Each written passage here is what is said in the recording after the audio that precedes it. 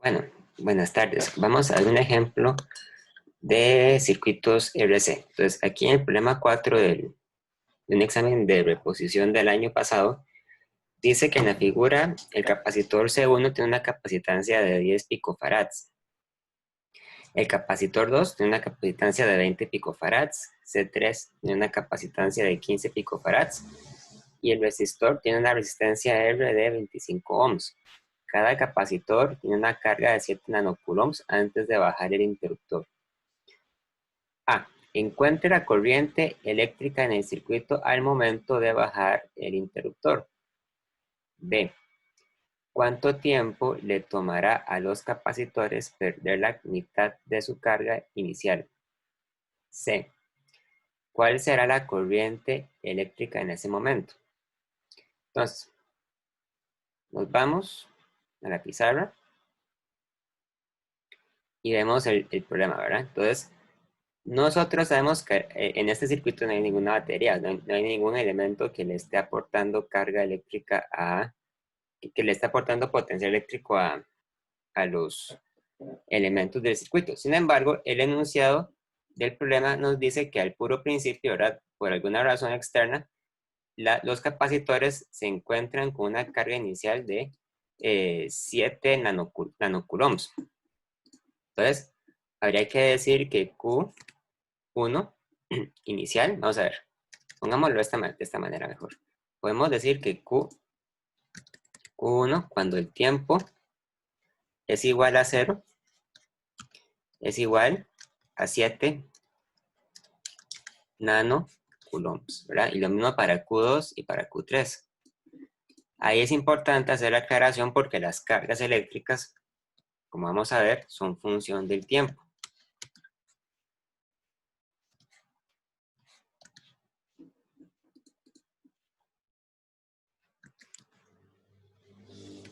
Entonces, una vez que el interruptor es apagado, o sea, cuando el interruptor es cerrado, ¿verdad? Entonces va a empezar a circular una corriente eléctrica por el circuito. Entonces, podríamos decir que a partir de ese momento, ¿verdad? Entonces, el circuito está cerrado. Y entonces sería posible, en este caso, aplicar una especie de, ¿verdad? De ley de mallas y ley de Kirchhoff a este circuito. Nosotros, ¿verdad? Podríamos suponer que la corriente eléctrica va a ir en alguna dirección. Podríamos decir que la corriente, por decir algo, va a ir hacia este sentido.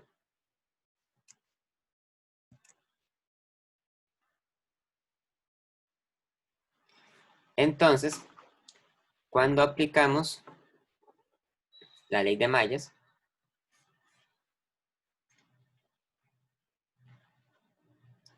tenemos que decir que la sumatoria de los potenciales alrededor de la malla tiene que ser iguales a 0, ¿verdad?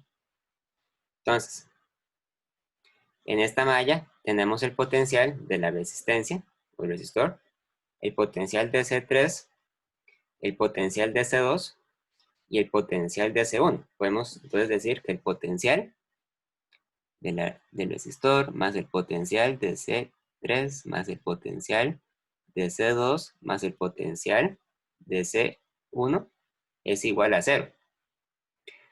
El potencial de una resistencia o de un resistor está dado por la ley de Ohm, ¿verdad? Entonces sería corriente por resistencia. El potencial de los capacitores está dado más bien por la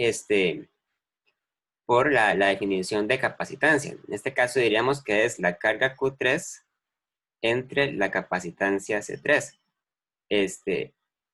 La carga Q3 entre la capacitancia C3, ¿verdad? ¿Dónde, verdad? Hay que recordar que esta carga eléctrica es realmente una función del tiempo, porque los capacitores se van descargando. Lo mismo para el capacitor C2, ¿verdad?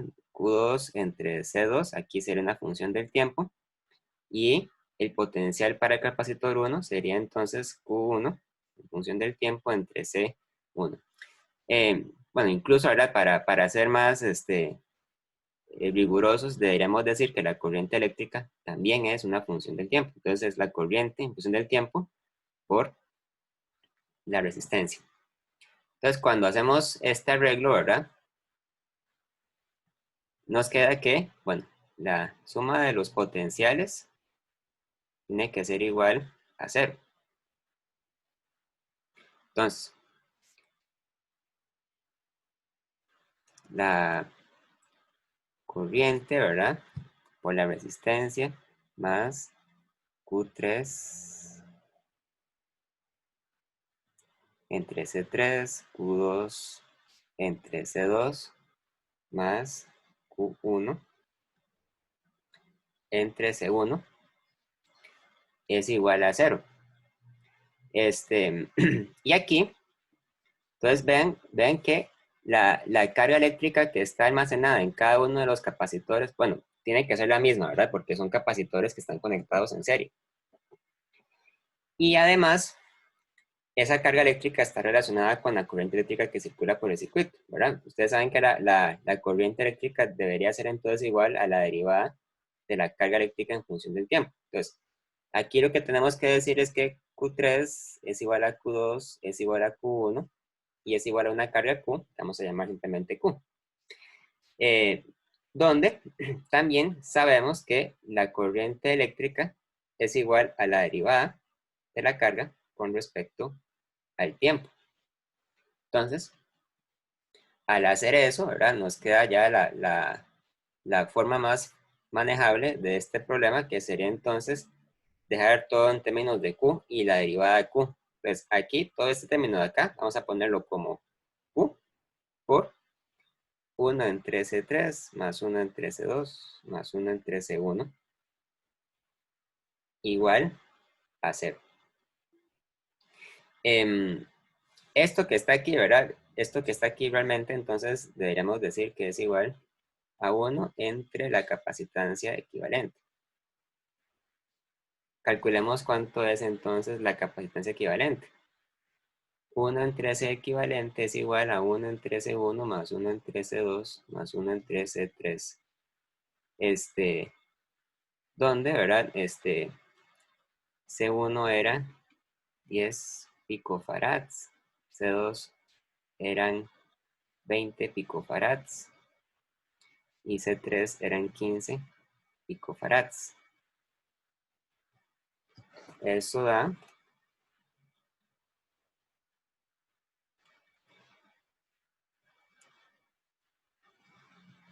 bueno, en fracción da 13 sobre 60 entre picofarads. Entonces, C equivalente sería 60 entre 13 picofarads.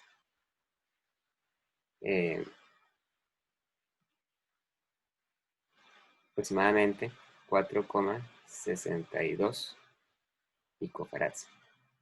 Entonces, la fórmula queda la derivada de la carga con respecto al tiempo por la resistencia más Q entre C equivalente igual a 0. Pues cuando nosotros despejamos la carga, ¿verdad? Nos queda dQ entre dt igual a menos Q entre C equivalente por R. Entonces, aquí lo que hacemos es que acomodamos esto como una ecuación diferencial, ¿verdad? Yo lo que hago es que mando las Q's para un lado y todo lo que no sea Q lo mando para el otro. Entonces tengo que mandar esta Q a dividir.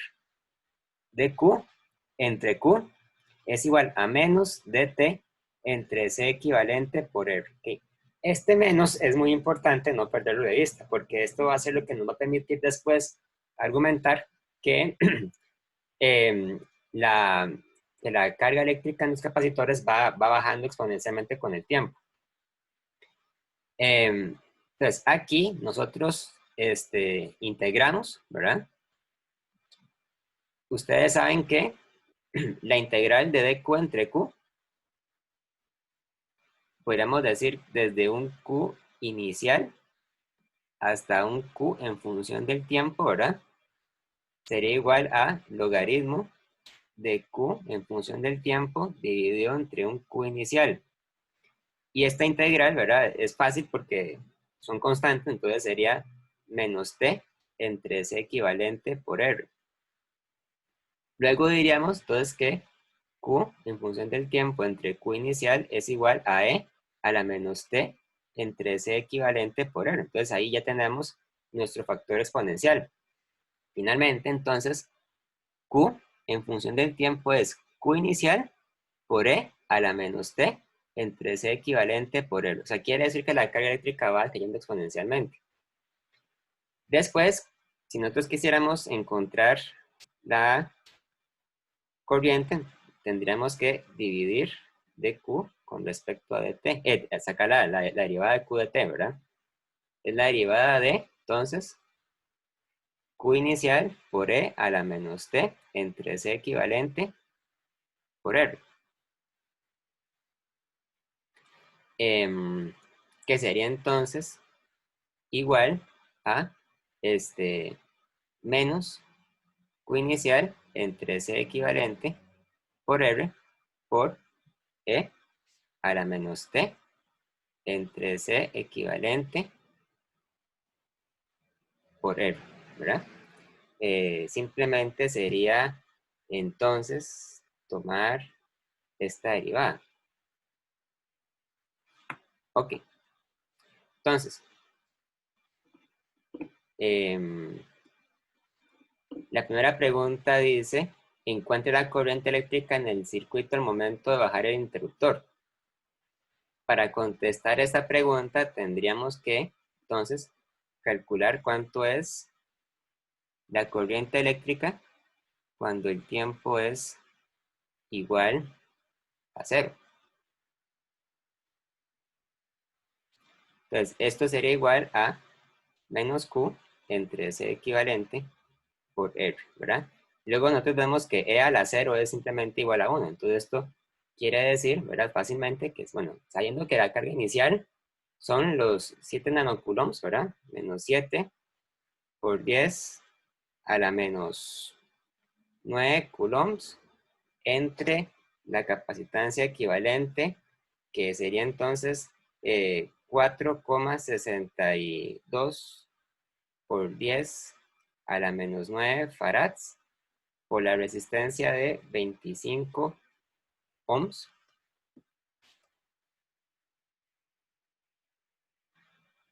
Eso tiene, ¿verdad? Un valor, nos va negativo, pero eso tiene un valor de, vamos a ver,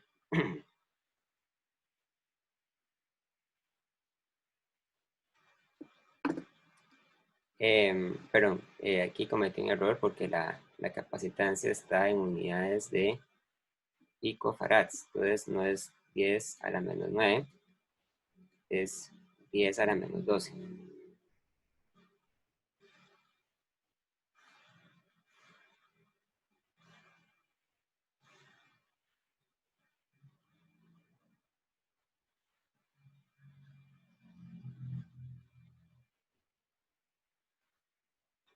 Menos 65,88 amperes. Luego la pregunta B dice, ¿cuánto tiempo le tomará a los capacitores perder la mitad de su carga inicial? Eso es fácil. Vean que sabemos que Q en función del tiempo es Q inicial por E a la menos T entre C equivalente por R. Entonces la pregunta es, ¿cuánto tiene que valer el tiempo para que esto sea igual a Q inicial entre 2? ¿Verdad?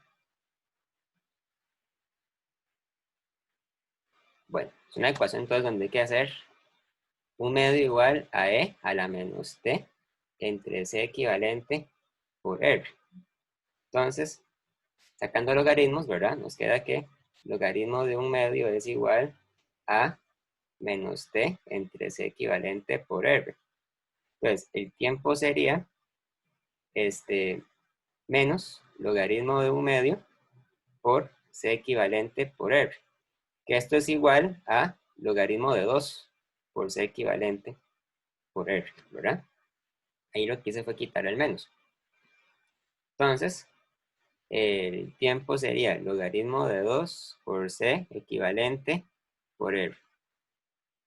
Es igual al logaritmo de 2 por C equivalente, que era 4,62 por 10 a la menos 12 farads por 25 ohms. Nos va a dar una cantidad muy pequeña, un tiempo muy pequeño.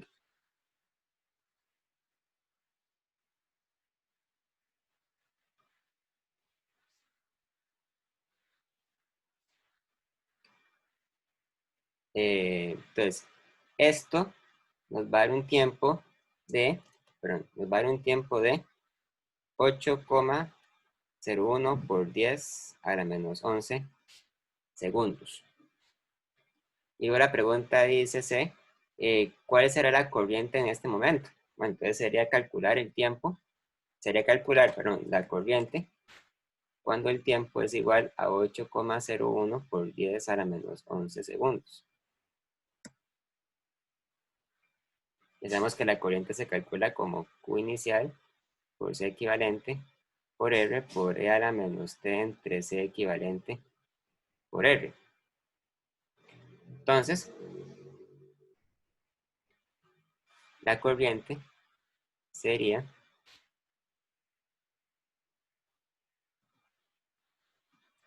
menos 7 por 10 a la menos 9 coulombs entre 4,62 por 10 a la menos 12 farads por 25 ohms por E a la menos 8,01 por 10 a la menos 11 segundos entre 4,62 por 10 a la menos 12 farads por 25 ohms.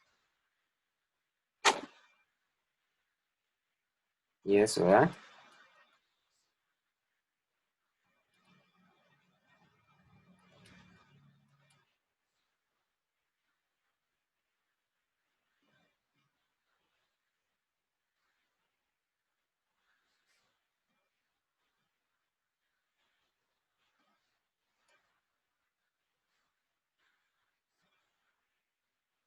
menos 30,29 amperes. ¿Okay?